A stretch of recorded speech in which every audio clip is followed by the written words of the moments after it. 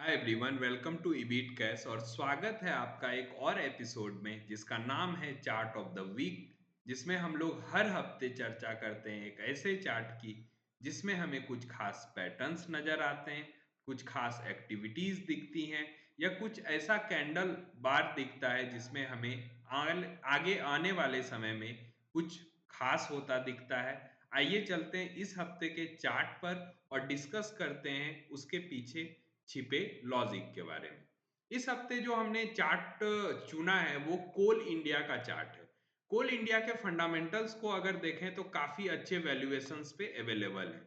कुछ लोग पीछे समय में आप अगर 2-3 साल पहले की बात करोगे तो रिन्यूएबल सोर्सेस के बारे में काफी बातें कर रहे थे, लेकिन उनके समझ में ये बात नहीं आई कि जब हम किसी भी ऐसे एनर्जी सोर्स की तरफ जाते हैं जो नया होता है, तो पुराना एनर्जी सोर्स से एकदम हम शिफ्ट नहीं करते हैं।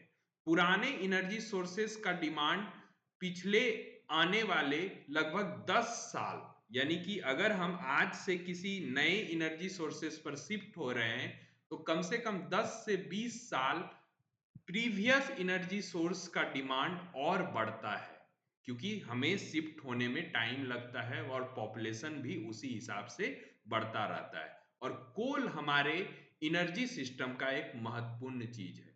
आप एनटीपीसी ले लो, आप कोई भी पावर जनरेशन प्लांट ले लो, तो सबसे ज्यादा जो हम बिजली उत्पादन करते हैं वो कोल के थ्रू ही करते हैं। अभी हम धीरे धीरे सोलर एनर्जी पर शिफ्ट हो रहे हैं, लेकिन इससे कोल के डिमांड में किसी भी तरह का कमी नहीं आया है। और आगे आने वाले 10 साल में कोल डिमांड में किसी भी तरह का ग्रोथ में प्रॉब्लम हमें दिखता नहीं है। फंडामेंटली काफी अच्छे वैल्यूएशन पे ये शेयर अवेलेबल है। और चार्ट्स पर हमें ऐसा क्या दिखा जिससे हमें यहाँ पर लगा कि आगे आने वाले समय में कुछ बड़ा हो सकता है। सबसे पहली बात, जब मार्केट में अभी रिसेंट करेक्शन आया जहां इंडाइसेस लगभग 25% से गिरे थे, तो कोल इंडिया भी 540 से लगभग 350 का हो गया। यहां भी काफी भारी गिरावट का सामना करना पड़ा। लेकिन गिरावट के बाद जब आप देखोगे तो मैंने एक लाइन खींची है जहां से इसने एक ब्रेकआउट दिया। छोटा सा कंसोलिडेशन है जो कि दिसंबर में शुरू हुआ और अभी मार्च में एंड हुआ है। पिछले हफ्ते, ये पिछले हफ्ते का जो ब्रेकआउट कैंडल है, ये हमारा इंपॉर्टेंट कैंडल बन जाता है। और यहाँ नीचे जब आप वॉल्यूम बार को देखोगे तो वॉल्यूम में थोड़ा एक्टिविटी दिखता है। अगर आप ग्रीन बार्स को यहाँ देखोगे तो वो बड़े दिखेंगे और रेड बार्स छोटे दिखेंगे।